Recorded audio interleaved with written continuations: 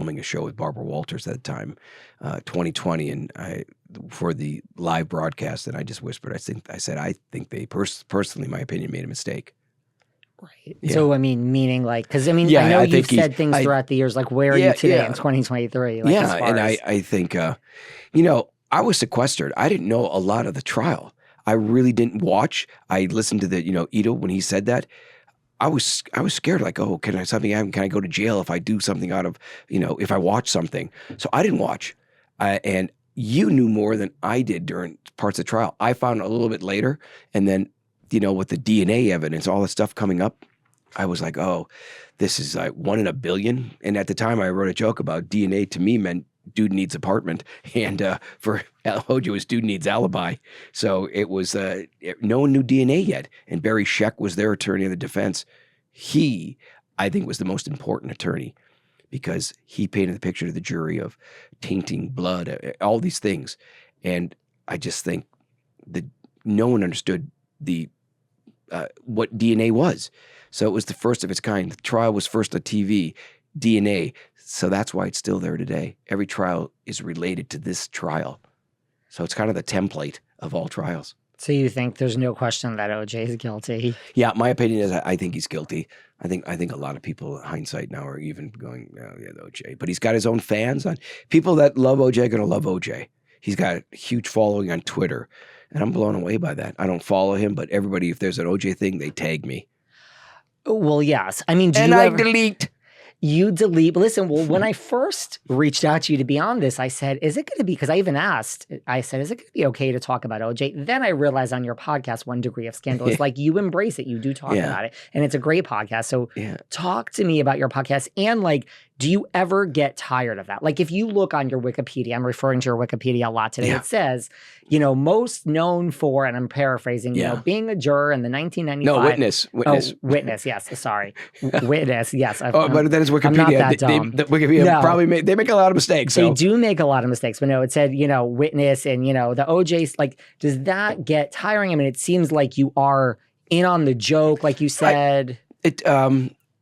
You know, like doing a show like yours, no, it's once again, cathartic to get out with some of the things I talk about. But I think it's sort of like, I lived at her place and I lived at his place, OJ's and Nicole's. I tell people I have a room with a view. And now I kind of want to get out my story of what it was really like. You know, you heard Jeffrey Toobin's book. He wasn't really part of it, but he wrote the book on it. And I don't think anybody knows my perspective, of what I know and what I saw. Nobody has that but me, of living on both sides.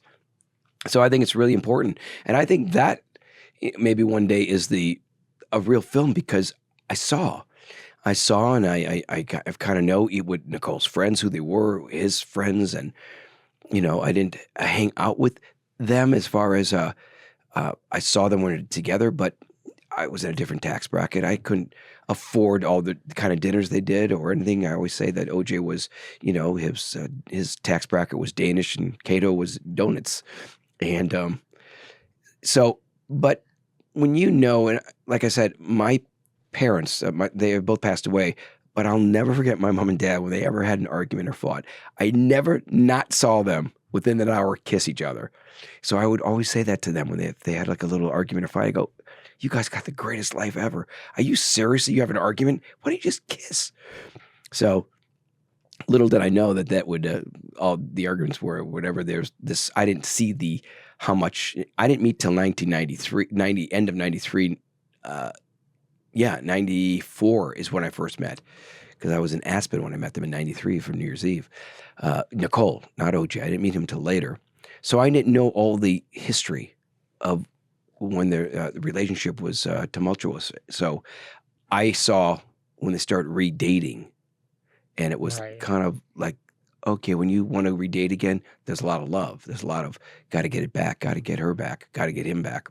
So I saw a lot of that, and there's arguments of if they had a fight or anything. That's when I would say, hey, like these are little arguments. You guys kiss. It's easy. But it was like little stuff. You never saw. I didn't saw, like, yeah. Oh, yeah, this makes sense. The only time I didn't see, but it was on the 911 call, and I came there after the call, and you hear Nicole on the phone go, no, it's Kato. He lives in the guest house. So it was after the fact that he broke down these doors. I didn't see it, though. Were you, like, when the trial was over, you know, because, like, that doesn't pay the rent, right? Like Yeah. being like, one of the most famous witnesses in the world. So like when the trial was over, were you like, well, what now? Like, cause you were an actor and like, were you trying to then, and were people like, LOL, like you can't come and try out for Dumb or Dumber anymore because you're Kato Kaelin from the OJ trial. Well, it's funny you say that because at that time I was getting auditions, but when I get the audition, I could tell that it was just to meet me. It wasn't. It just was fake. And Really, I remember going to this audition, and it was I was being followed by a Comedy Central. They had a show with I can't remember her name, but she would be Beth. It was a big part of the Jon Stewart show, and they came by and did a bit with me, but it felt like a setup. So I did it. It was all to poke fun at Kato. You know what's funny is after I moved out, years later, I'd be working at this health club in Beverly Hills by New Line Cinema. I won't say the name, but I was there, and it was from the Jerry Seinfelds working out there. Everybody worked out there, and I lived right walking distance from the place. So it was my health club. And a gentleman that I worked out with there became my dear, dear friend, and he was the head writer and also produced The Simpsons. So I moved from The Simpsons house to The Simpsons TV show. I always tell that joke. He's the late Kevin Curran, and he and I had just a great, great time living together. He was part of the Harvard writer of all these guys that wrote George Meyer, a creator of The Simpsons, with Matt Groening. And I started a poker night because I lived at Kevin's house up in Hollywood Hills. So we had a poker night. I'm meeting all these great people.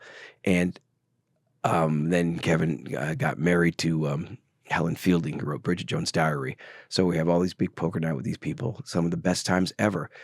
But when I would talk with these people about what we're talking about, it was just like they were so refreshed to hear my side. So I think it's really important. And I'm still friends with all these people. And Kevin passed away at his funeral. He started David Letterman's top 10 list. He was the beginning of that. So no one knows these like little things that happen from moving The Simpsons to the head writer of The Simpsons and producer. It's just, it's kind of a crazy life when I talk back. Because when we came here, it was National Lampoon. So everything kind of comes back when I sit down and you're in a quiet room. You start going, wow, there's just so much to what's happened in life.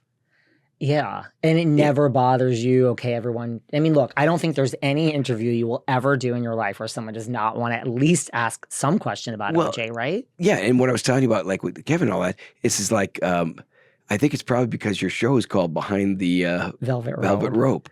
And it was all these, you meet so many people behind the velvet rope, and it's sort of like perfect for your show because it's sort of the inside of like all these people that I would meet, and such great, terrific people. And it's sort of like the invisible Hollywood of getting to know that you have a certain parties you can get in. It's sort of like getting behind the velvet rope. Right. Like, I mean, so that's the positive. But like, I mean, you had access, I imagine, after the trial. Like you said. Yeah. I mean, I booked jobs. As far as I had a radio show, and I followed, it was Howard Stern, and then it was the late Ken Ober and Olson from Brady Bunch, and then me.